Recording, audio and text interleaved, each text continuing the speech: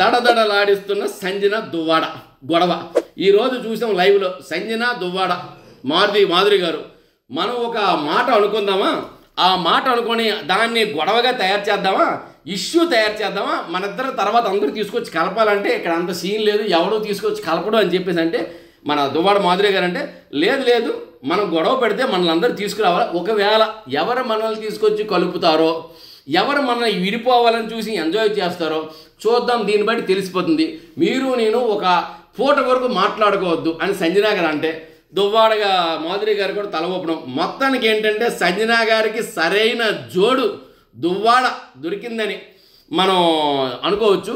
Already మొదలు పెట్టేశారు గొడవ.